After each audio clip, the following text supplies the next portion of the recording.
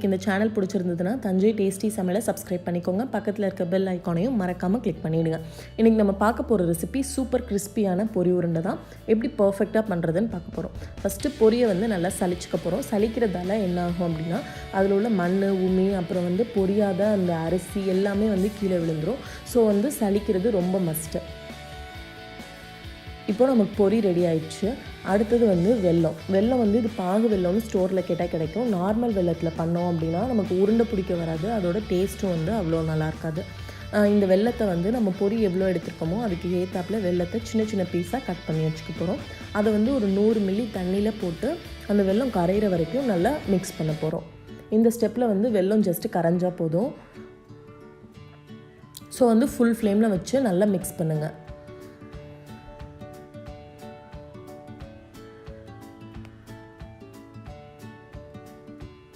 இப்போ பார்த்திங்கன்னா நமக்கு வெல்லம் நல்லா கரைஞ்சிடுச்சு. இதை ஒரு ஸ்டைனர் யூஸ் பண்ணி நல்லா வடிகட்டிட போகிறோம்.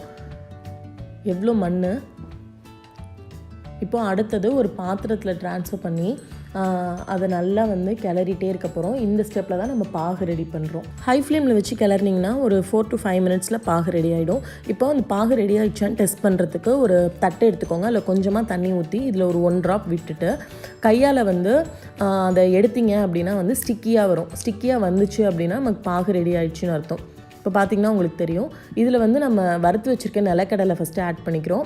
இப்போது கேஸை ஆஃப் பண்ணிவிட்டு கொஞ்சம் கொஞ்சமாக பொரியை ஆட் பண்ண போகிறோம். கொஞ்சம் கொஞ்சமாக ஆட் பண்ணுறப்ப தான் பாகுக்கு ஏற்ற பொரி நம்ம கரெக்டாக ஆட் பண்ண முடியும். ஸோ கிளறி விட்டுட்டே பொரியை ஆட் பண்ணுங்கள்.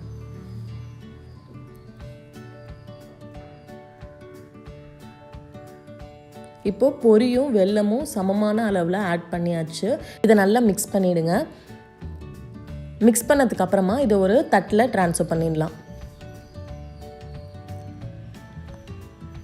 அடுத்ததான் ரொம்ப இம்பார்ட்டண்டான ஸ்டெப்பு. கையில் கொஞ்சமாக நெய் தடவிட்டு இதை சின்ன சின்ன உருண்டையாக உருட்ட போகிறோம். இது சூடு ஆறுறதுக்குள்ளே உருட்டினா மட்டும்தான் இந்த உருண்டை பிடிக்க முடியும். ஆறிடுச்சு அப்படின்னா நல்லா பொலன்னு வந்துடும். உருண்டை பிடிக்க முடியாது.